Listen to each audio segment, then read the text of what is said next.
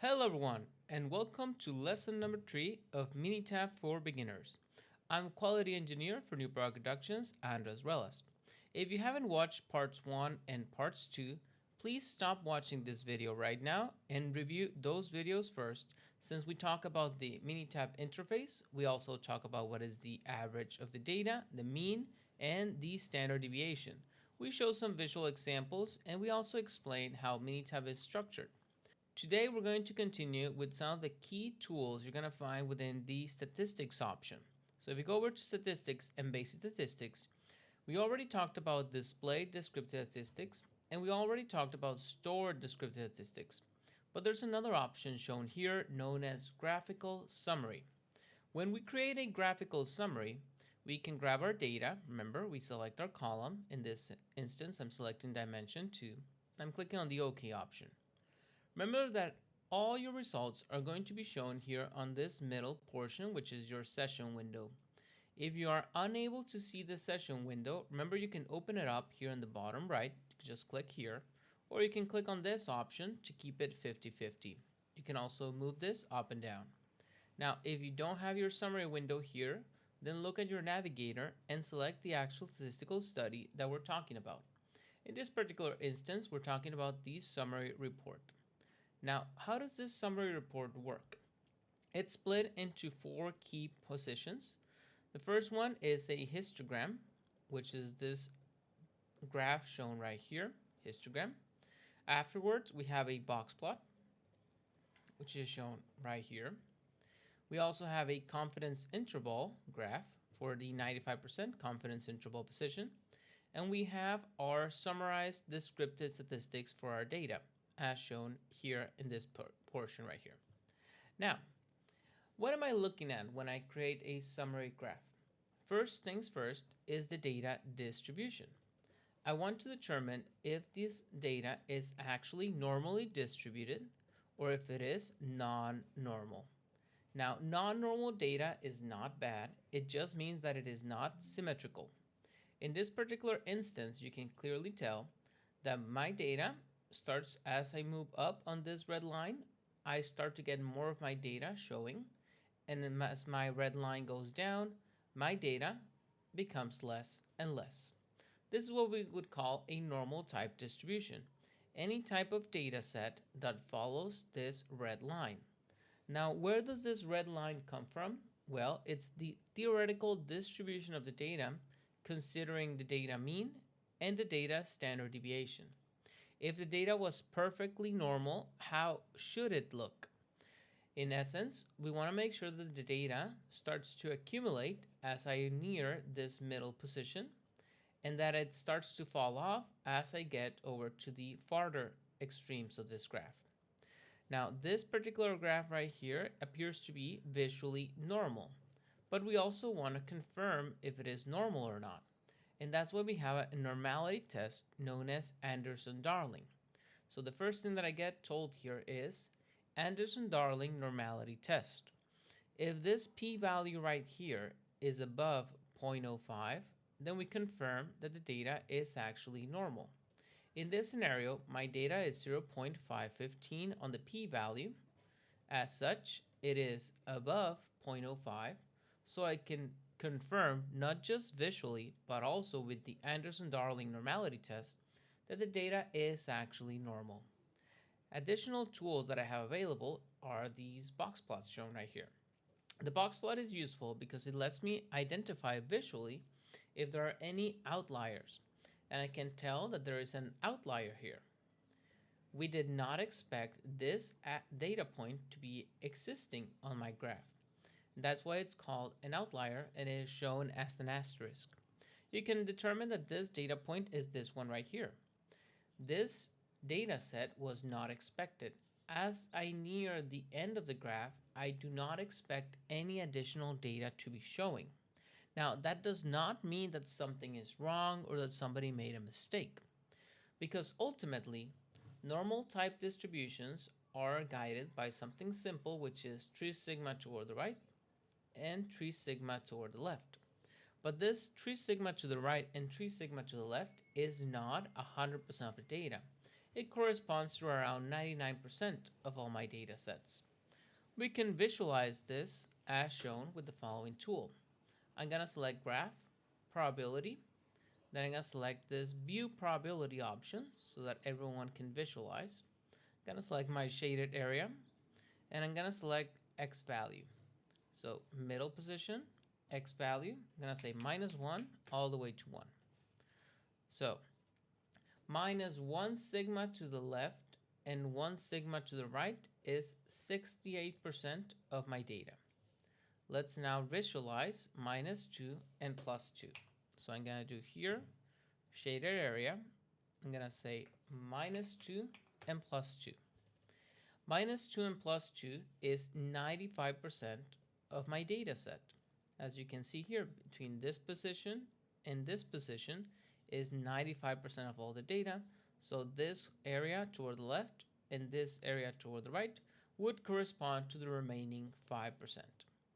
Now, if we go over here and modify this to plus minus -3, so I'll do shaded area, and I'll do -3, and I'll do +3, you can visualize that it says 99.73%.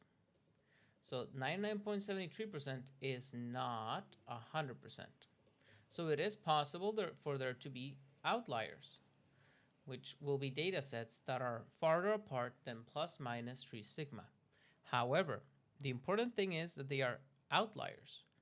It should not be that all the data is toward middle position. At no point should all my data be below 3 sigma or above 3 sigma. So if I take 100 samples, then yeah, maybe 1 or 2 samples could exceed the ±3 sigma rule. But if I take 100 samples and 20 of them exceed the ±3 sigma rule, then most likely there's a problem with that data set and it is not normal. That again does not mean that we have an actual problem with the process, just that we do not follow a normal data set distribution. Now, going back over to my summary plot, which is this one right here, I have this 95% confidence interval. This 95% confidence interval is telling me where it expects the average of the actual population to be located. Here we need to take a break to talk a little bit about theory. Whenever we take samples, we are looking at a snapshot of a real process. So if I have a lot that has 1 million units and I take 200 samples, then clearly those 200 samples are just a sample of those million units. I'm not really sure how the actual process average is or where the actual process median is located, because this is a sample set. So two key concepts are samples and population. Whenever we take samples, we try and infer something about the actual population itself. That is why we have confidence intervals. While the samples that I took had a mean of 14.867, this was the average of the sample set, Minitab is considering that based on the amount of samples that I took, which in this case is 100 samples, shown by this value n right here, well, the population mean might be as low as around 14.65 or as high as around 15.05. So the average that I got from the sample set was 14.8, but the population value might be as low as 14.6 or as high as 15.05. Based on how many samples I take, this population is going to this confidence interval is going to be either bigger or smaller. When I take more samples, I am more accurate, and as such, the confidence interval is going to shrink. When I have less samples, well, I'm a little bit more worried about making a mistake, so the confidence interval is going to expand. Ultimately, this confidence interval is 95% confidence. So at no point is Minitab saying, hey, I'm guaranteeing 100%. that the data population is going to fall within this value and this value for the population mean. Now, the difference between the mean and the median. The mean is simply adding up all the data together and dividing it by the number of data points. This equals an average.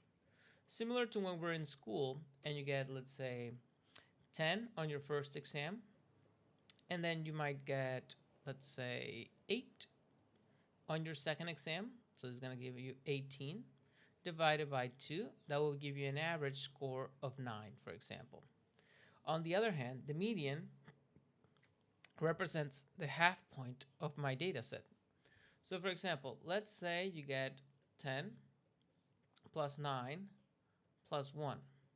Okay, so that will be 20 divided by 3. That will be, let's say, 20 divided by 3, that will be around 6 point something. So let's go here. I don't want to make a mistake here on camera, so let's just do something like this. There you go. 6.66 per article. Now, this would be the data average. Where would be the median? Well, to take the median, all we do is we organize our data from smallest to largest and then graph the half position. That splits my data evenly between left side and right side. So here, if I have 3 data sets, 1, 2, and 3, the half position would be the number 9. The bigger number would be 10, and the smaller number would be 1. Okay? Now, this is important because whenever the average is different from the median, which we usually specify as x50, which would be the 50th percentile position, then we know that the data is skewed either toward the left or toward the right, and that it is not normal. It is not symmetrical. Okay. Now, whenever your data is actually symmetrical or the data is normal, then the mean is likely going to be close to the median itself. Okay. Now, what other information am I provided with? I'm provided with a value of variance, which is simply the standard deviation squared. It's used for some equations and calculations. I'm provided a skewness and kurtosis value, which allows me to determine if my curve is visually like this, or if the data is visually like this, or if the data is evenly centered. Most of the calculations from skewness and kurtosis are done by the program. You don't need to do them by hand. But if you ever do have to analyze process capability for non-normal data following ISO 22514-4, you can use skewness and kurtosis for something that's known as Pearson curves calculation, which I'm not going to get into. It's quite technical. But for now, just be aware that most of the time, you won't really use them. Now, minimum, first quartile, median, third quartile, and maximum positions let me know where is the 0 position of my data, the 25th position of my data, 50th position of my data, 75th position of my data, and 100% of my data. Okay, that's what we call first quartile, second quartile, third quartile, and fourth quartile. Now we also get, again, a summary of the confidence interval for the mean, median, and standard deviation. This is the same information already had here, only adding the confidence interval for the standard deviation. Remember that whenever we say confidence interval, we're saying this is a sample set, and we expect the population to fall within certain values. Okay, so that is how we interpret our graphical summary tool.